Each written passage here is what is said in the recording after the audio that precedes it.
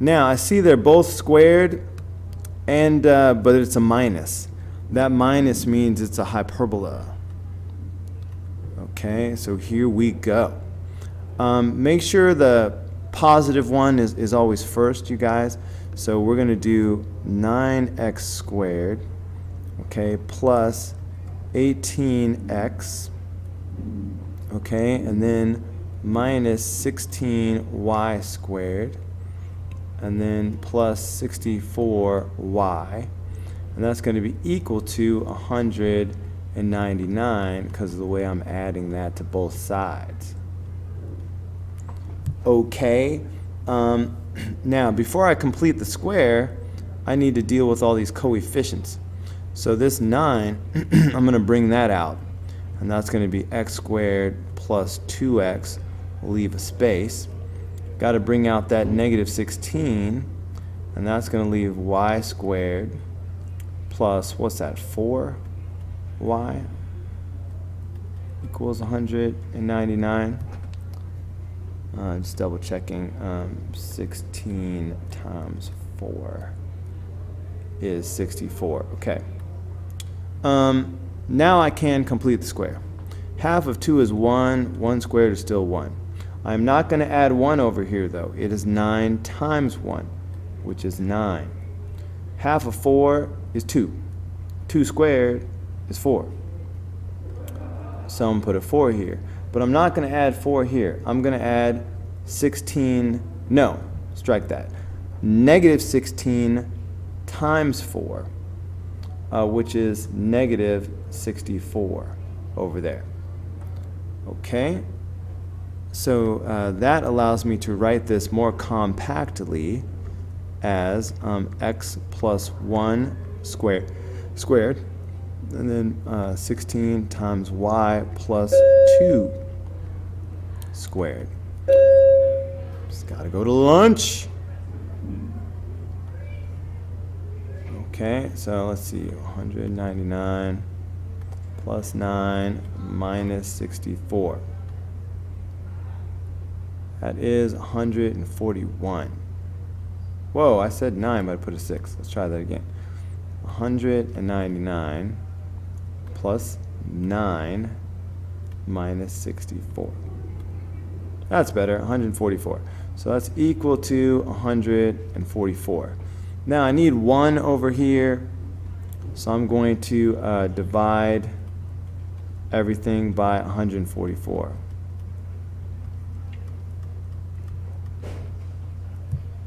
Okay. I'm going to have to go to lunch.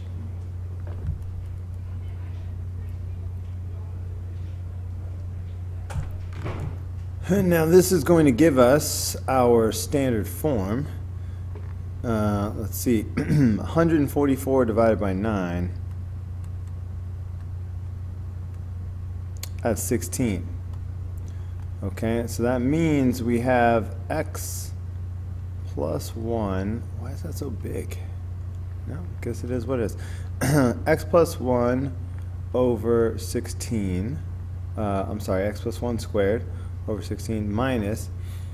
That means 16 must go into 144 9 times. So y plus 2 squared over 9 equals 1.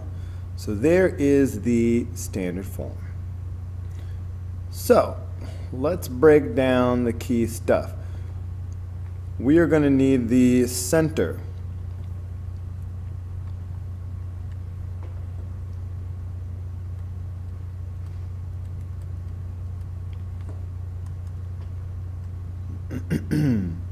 The center will just be the opposite of this and the opposite of that. So the center is going to be negative 1, comma, negative 2. And let's go ahead and graph that while we're at it. So negative 1, negative 2, there's my center. Now this is a hyperbola, so it's all about the A, B, and the rectangle that's about to happen. Now, for an ellipse, it's all about whichever one is bigger. For a hyperbola, it doesn't matter which one is bigger. All right? It's whichever one is positive. It's the one that we always write first. That's the A value, and that's where we will get a vertex from. So it happens to be bigger, but it didn't have to be. If the 9 were over here, it would have been the 9. So A is equal to 4 because of the 16. And this will give me a vertex, or 2. So notice that this 4 comes from the 16, which is hanging out with the x's. It's in the x term. So that tells me to go left, right with my 4s. So counting from the center, if I go left 4, that'll give me a vertex. If I go right 4, that'll give me a vertex. That means my vertices are -5, -2, and 3, -2.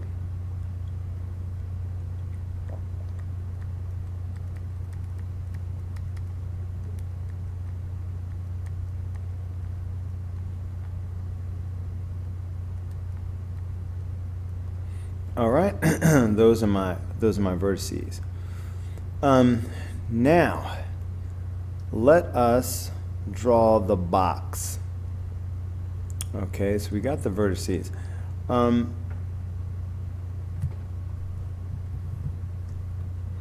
right, now the co-vertices will come from the 9. All right, not because it's smaller, but it's because it's the second one. The negative term always has the B value.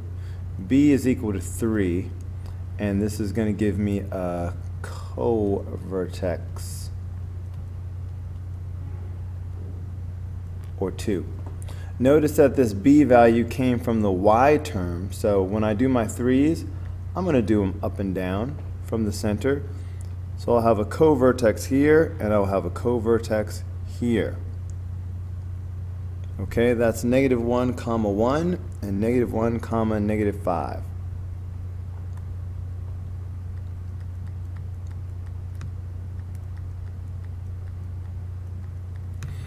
All right, let's go for the foci.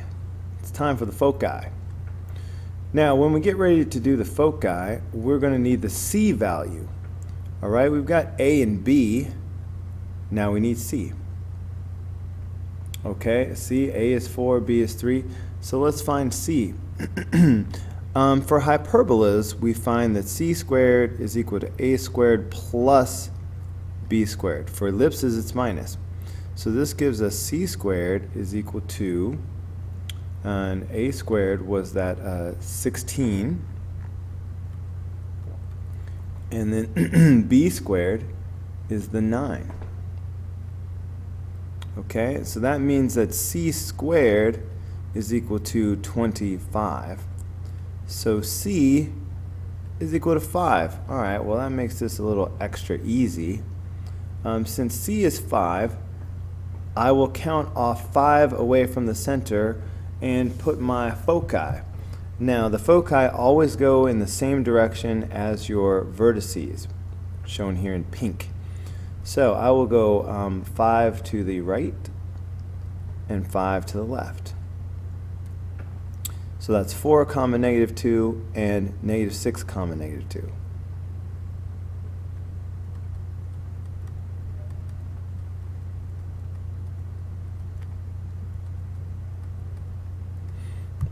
All right, those are my foci. Let's talk about the transverse axis.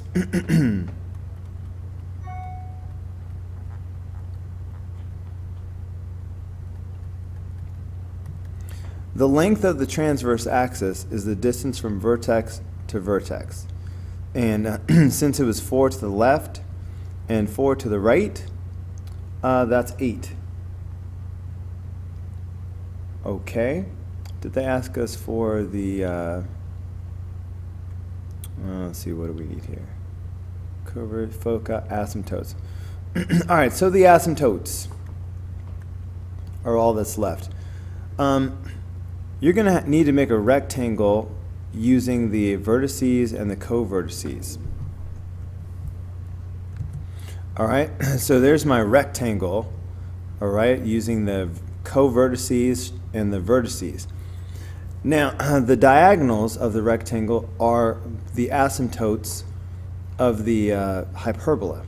So I'm just going to draw some diagonals through the corners of this rectangle. Okay, so these are the asymptotes of which I speak. Now, we're supposed to find the equation of these asymptotes. All right, some of you have mastered this, some of you haven't.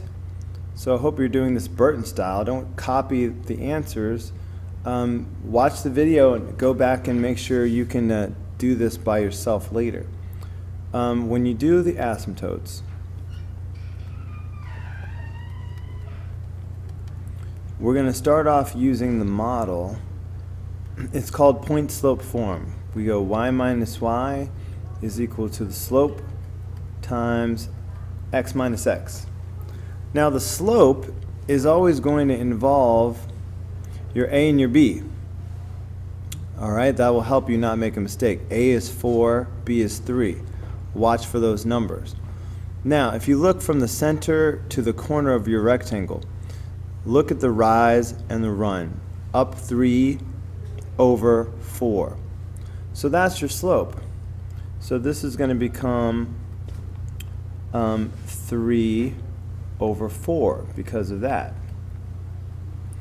Okay, now the other asymptote is just going to be the same thing, only negative.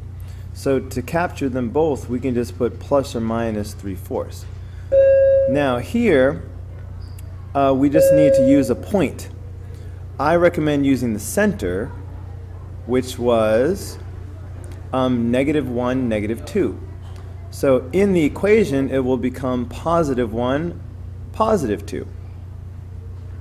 So we will have y plus 2 and x plus 1. Okay? Make sure that your y value, the 2, ends up with your y value here. Looking at it another way, see the x plus 1 and the y plus 2? That comes straight out of your equation. There's your x plus 1, there's your y plus 2. They will always match. Anyway, that's your asymptotes. All that's left is to go ahead and draw the curve, which we can easily do. Remember, this and this, these are my vertices. So the hyperbola is going to look like this.